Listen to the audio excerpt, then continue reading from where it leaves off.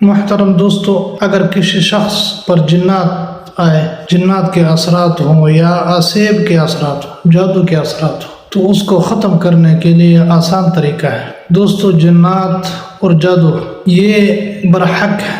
آپ نے بہت سارے لوگوں سے سنا ہوگا کہ فلاں شخص پر جنات نے حملہ کیا اور فلاں شخص کو جنات نے دبوچ لیا۔ تو جنات جو ہے اکثر ان لوگوں پر زیادہ غالب آتا ہے جو لوگ بے دین ہو، بے نمازی ہو، جن کا دین سے دور دور واسطہ نہیں، جن کا دل اللہ پاک کے ذکر سے غافل ہو۔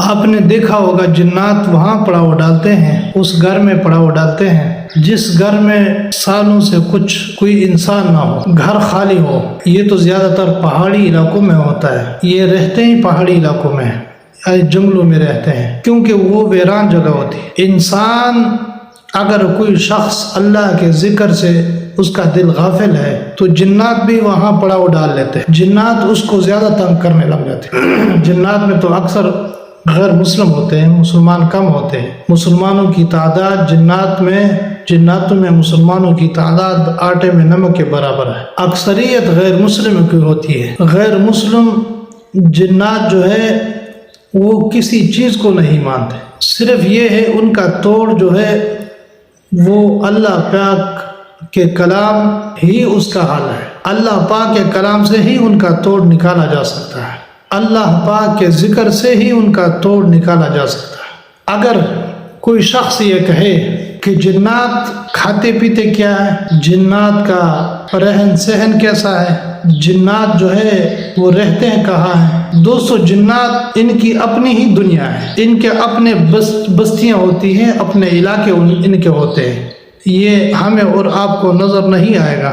بعض جنات جو ہے وہ انسان پہ عاشق ہو جاتے ہیں، چاہے مرد ہو یا عورت ہو، زیادہ تر عورت پہ عاشق ہوتے ہیں، تو ان کو اٹھا کر کے چلے جاتے ہیں وہاں پر جہاں پر ان کا علاقہ ہوتا ہے، ان کی بستی ہوتی ہے۔ یہاں پر ہمارے ایک قریبی تھے، ان کی ایک لڑکی تھی، جنات تھے، ان کو جنات رات کو آ جاتے تھے، لڑکی کو اٹھا لیتے تھے، اپنے بستر سے اٹھا کر چلے جاتے تھے۔ تو ان سے ہم جب پوچھتے تھے کہ آپ اس بچی کو کیوں اٹھاتے ہو، کیوں لے کر چلے جاتے ہو، تو وہ کہتے تھے کہ بچی ہمیں اچھی لگتی ہے، ہم ان کو سیر کرانے کے لیے لے کے جاتے ہیں، اپنے علاقوں کے سیر کراتے ہیں۔ بچی شروعات میں خوف زدہ ہوتی تھی، پھر اس کے بعد بچی عادی ہو گئی، ان کے ساتھ جوان تھی۔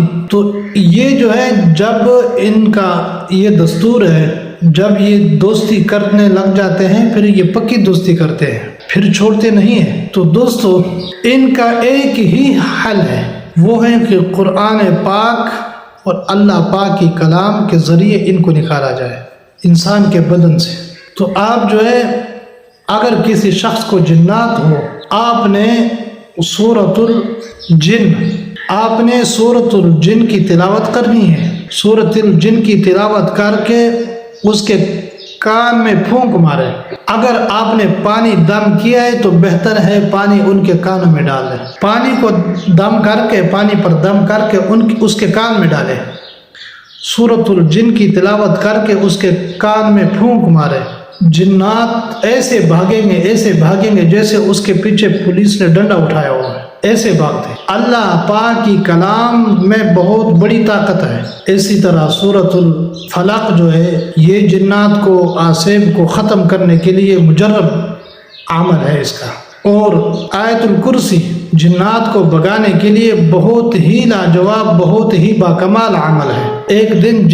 ایک جن میرے پاس آیا تو انہوں نے مجھے دبوچ لیا، میں اپنی بات کر رہا ہوں، میں نے آیت الکرسی پڑھ کر ان پر پھونک مارا، جسم پر پھونک مارا تو وہ بھاگ گیا۔ کچھ وقت ہوا، تھوڑا سا وقت گزرا کہ 4 کو اور ساتھ لے کر آئے، 5 جن ہو گئے، 5 نے مجھے دبوچ لیا۔ میں نے آیت الکرسی کی تلاوت کر کے سورۃ الجن پڑھ کر اپنے اوپر پھونک مارا تو انہوں نے مجھے ایسے چھوڑا ہے، ایسے بھاگے، مجھے چھوڑ دیا، ایسے بھاگے جیسے پولیس اس کے پیچھے پڑ گئی۔ قرآن پاک میں اللہ پاک نے طاقت رکھی ہے، قرآن پاک میں اللہ پاک نے شفا رکھی ہے۔ इसी के ज़रिए जिन्नात का तोड़ निकालो, जादू का तोड़ निकालो। हजूर पाक सल्लल्लाहु अलैहि वसल्लम पर जादू लोगों ने किया, जादू के असरात थे।